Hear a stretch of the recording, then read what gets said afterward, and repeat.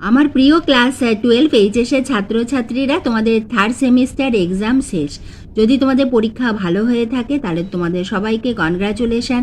আর যদি পরীক্ষায় একটু খারাপও হয়ে থাকে তাহলে কিন্তু দুঃখ পেও না, কারণ এখনও আমাদের হাতে রয়েছে প্র্যাকটিক্যাল এক্সাম এবং আমাদের ফোর্থ সেমিস্টার।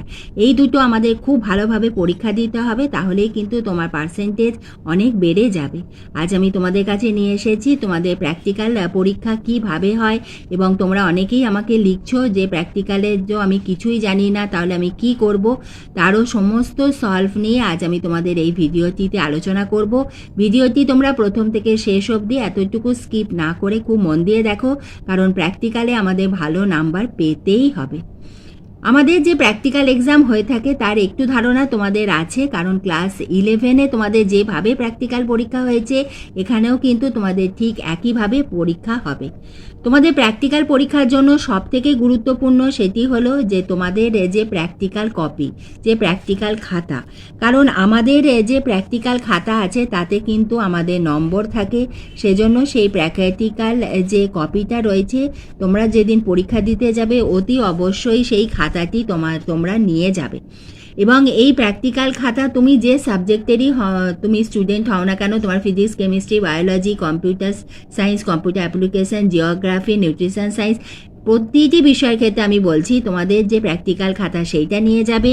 দ্বিতীয় হলো তোমাদের যদি সেই সাবজেক্টের কোনো প্রজেক্ট দেওয়া হয়ে থাকে সেই প্রজেক্টটা অতি অবশ্যই অনেক সময় আমাদের আগে জমা নিয়ে নেওয়া হয়, এবং অনেক সময় আমাদের প্র্যাকটিক্যাল পরীক্ষার দিনই সেই প্রজেক্টটা জমা নেয়। এই দুটো কিন্তু তোমাকে অতি অবশ্যই বাড়ি থেকে নিয়ে যেতে হবে, কারণ এর ওপর আমাদের অনেকটাই নম্বর থাকে। আর সব থেকে ইম্পর্টেন্ট হচ্ছে প্র্যাকটিক্যাল পরীক্ষাতে কিন্তু প্রেজেন্ট থাকতে হবে, কারণ উপস্থিত তুমি যদি হও তাহলে কিন্তু 30-এ তুমি 27-28 পাবেই। এবং তারপরে তোমার যদি প্র্যাকটিক্যাল কপি, তোমাদের প্রজেক্ট এবং তোমাদের যে পরীক্ষার সেট পড়বে সেগুলো যদি তোমরা ঠিকঠাক করো তাহলেই কিন্তু তুমি পেয়ে যাবে 30-এ 30। তার মানে বুঝতে পারছো যে এই যে 30 মার্কস আমাদের কাছে কতটা ইম্পর্টেন্ট।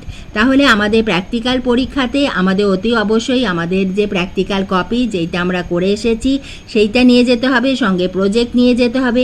3 নম্বর হলো যে তোমাদের মোট 2টো সেট পড়বে, এবং কোনো সেট আমাদের একা একা করতে হয় সিঙ্গেল, অথবা কোনোটা আমাদের গ্রুপে করতে হয়। এবং সেই সেটটা যখন পড়বে সেখানে কিন্তু আমাদের প্রশ্ন থাকে, অর্থাৎ কোয়েশ্চেন পেপার থাকবে।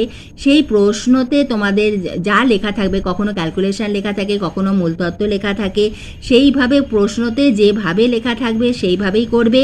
তোমাদের ফিজিক্সের ক্ষেত্রে যে যন্ত্রগুলো আছে সেগুলো যদি তার পাশে এঁকে দাও ভালো হয়।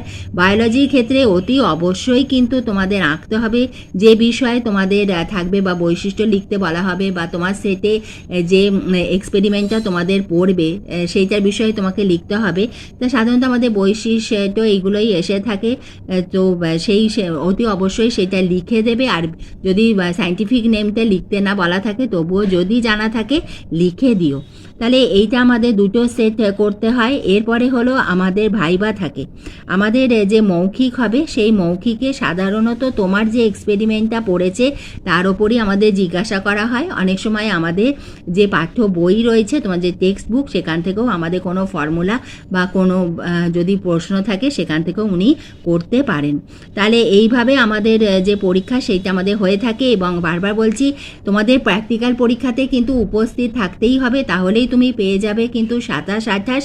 এবং তোমার যদি সমস্ত কিছু সাবমিট করো ঠিকঠাক, আর সেটের যে প্রশ্ন থাকবে সুন্দর করে সেট নাম্বারটা ওপরে লিখবে, এবং কোয়েশ্চেনের অ্যান্সারগুলো সুন্দর করে লিখে যদি ক্যালকুলেশন কমপ্লিট করে যা কিছু দেবে, অনেক সময় আমাদের ক্যালকুলেশন দিয়ে থাকে, তোমাদের ছকগুলো ফিজিক্সের ক্ষেত্রে করতে হবে, এবং যেটা চেয়েছে সেটা সম্পূর্ণ লিখে জমা দাও, তাহলে কিন্তু আমাদের 30-এ 30 দেওয়া হয়ে থাকে।